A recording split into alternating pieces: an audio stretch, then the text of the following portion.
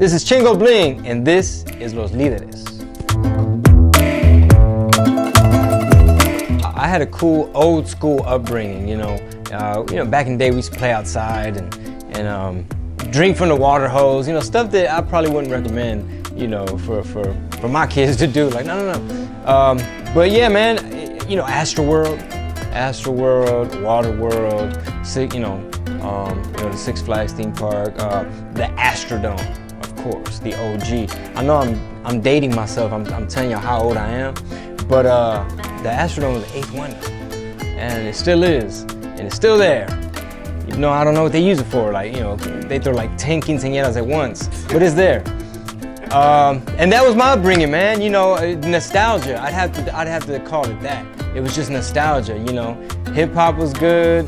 You know, the local scene was great, and best city in the world. DJ, por favor.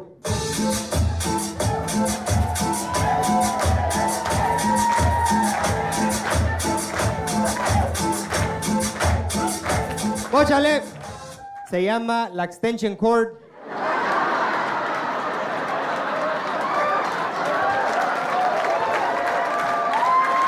That's always been the ultimate goal, is how to get paid for being a mess talker, you know, talking mess. Let's see. It would probably be like the first time I got paid to either like feature on someone's song or perform, or even like the first time someone bought a Chingo Bling CD. I was just like, oh damn, okay. I almost felt like, you know, we got a return policy on that, because you know, as an artist, you never really know where it's gonna end up. So it was a cool feeling. Todo el pinche mundo quiere saber mi receta. Saco el menudo, dicen presta para la orquesta. También en Colombia se lo comen con arepas. Mi menudo es famoso, pa' que lo sepas. I was 13 years old. I went to Holland Middle School, you know, up to 8th grade, and they gave me a scholarship, and I didn't want to go. But my parents were like, hey, it looks like a nice school, you know, if you don't like it, we'll ship you back. But that's when I experienced blizzards, cold weather, East Coast hip hop, you know. So every time I'd come home for holidays and stuff like that, you know, you miss home, you get homesick. I was super homesick, but it was cool. I learned that, you know, the world is a bigger place than, you know, just your side of town.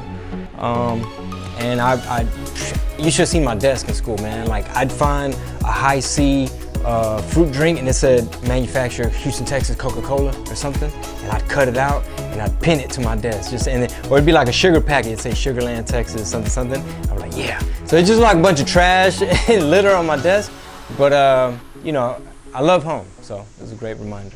One thing I remember about Mexican culture, for me growing up, is it was all I knew. I was in a bubble. You know, I grew up on the southeast side of town, which is somewhat diverse, but, you know, as a kid, you know, you can't go anywhere, you can't go too many places, but, you know, slowly you start to, you know, try different foods and meet different people, but it's definitely a big part of my identity. I definitely work it into all my art, all my music. I find a way to tastefully sprinkle it in, you know, when necessary, just to kind of remind people that grew up like me, like, hey, it's like that wink, like, you know what I'm talking about. And the other day, me and my dad kicked it, man. We had a heart-to-heart. We started, you know, having a couple drinks. And he's like, Junior, come here, Junior, come here. Junior, you remember when you were little? Man, Junior, you were real little when you were little. That's así. Mijo, you were literally the littlest kid in Little League. I had to sign a paper say, I know he's little. Well, one of the most difficult things, and it's not, I don't want to say difficult, some of the challenges that just come with identity and culture and things that have to do with, you know, your roots, is that, you know, oftentimes immigration is a hot topic.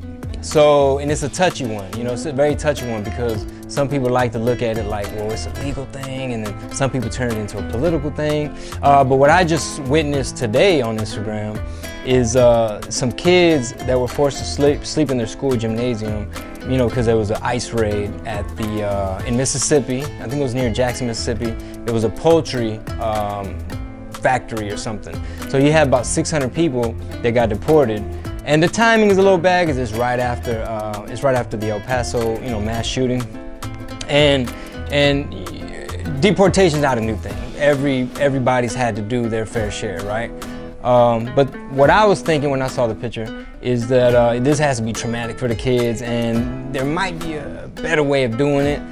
But that's really been the biggest thing, is like, you know, when your parents are immigrants and when your roots are from somewhere else, but yet I'm American. Like, but wait a minute, I like pizza and hamburgers too, and I like, you know, I don't really play football, football.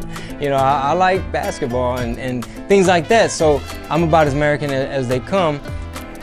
So that could be one of the tricky things, is sometimes when we want to express our pride, it comes with that little extra, you know, that little extra, like, you know, I don't even know what the word is, but you know, what I'm trying to say is sometimes the challenge is sometimes you feel attacked based on, and people try to prejudge and things like that. But that's nothing new. We're not victims. We don't play the victim, and we're always brown and proud. Well, first thing I would tell my 14-year-old self is believe in yourself. You know, if you don't believe in you, ain't nobody else gonna do it. And in terms of your heritage and your pride and things like that is you gotta know where you're from if you're trying to figure out where you're gonna go. And there are many lessons that, and our culture is beautiful. And I haven't seen, like, my parents are from Mexico. I've only seen a fraction of Mexico. And just a little bit that I've seen, like, I learn new things all the time about where my people come from. And I enjoy every bit of it, especially doing food research, you know, that kind of research. Like, for example, I'll just give you an example.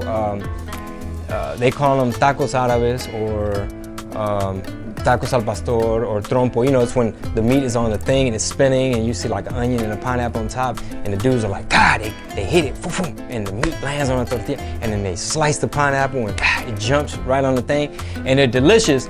But that came from Lebanese immigrants who immigrated to Mexico. So Mexico's super diverse. That's why you got people that look like Canelo, and then you got like from the darkest to the lightest. Mexico's very diverse, you know. You got parts of it that touch the Caribbean, you got the Gulf, and you got the Pacific and everything. And so I really am proud, and I love my culture, and there's so much to learn. What up, this is Chingo Bling, reminding everybody to have a very happy Hispanic Heritage Month. This is about to be the best 30 days. This is gonna be the best 4 weeks. This is gonna be one of the latest months. Enjoy.